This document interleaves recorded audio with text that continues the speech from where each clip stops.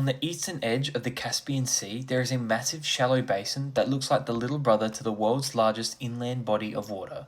This is the Garaboaz Gol, and at first glance it might appear to be a simple bay, but its relationship with the Caspian Sea remains as one of the most volatile geographic stories in the last century.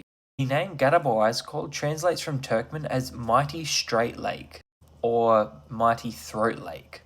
It earns its name from its narrow 5-mile long inlet that connects to the Caspian Sea, and because the lagoon sits in one of the hottest and driest deserts in Central Asia, its water evaporates at an absolutely staggering rate. This creates a permanent vacuum effect where the water from the Caspian is constantly being drained into this lake. So once the water enters Gadaboaz Gol, there is nowhere else for the water to go. Then, when the desert sun gleams down onto the lake, the water begins to evaporate, and this leaves behind a hypersaline brine.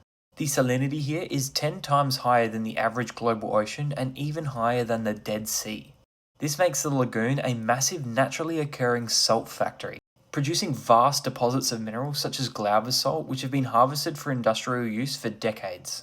In the 1970s, Soviet scientists were growing more concerned that the Caspian Sea's water level was dropping dramatically, and they identified that the Gadaboraz Gol was the leak that was draining the Caspian Sea. So in 1980, Soviet engineers constructed a dam that would block the flow from the Caspian to the Gadaboraz Gol. The goal was to preserve the Caspian, however, the result was an ecological catastrophe that few could have anticipated.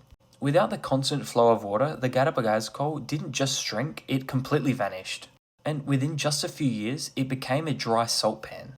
This created a new problem which was known as the white blizzards, where high winds would pick up the salt and toxic minerals from the dry bed, and carrying them up to hundreds of miles away and devastating local agriculture. But the mistake was acknowledged, and in 1992 the dam was destroyed, allowing the mighty throat to drink from the Caspian once again, which ultimately returned the geographic equilibrium of the Gadaboraz Gol. Follow me to learn something new every single day.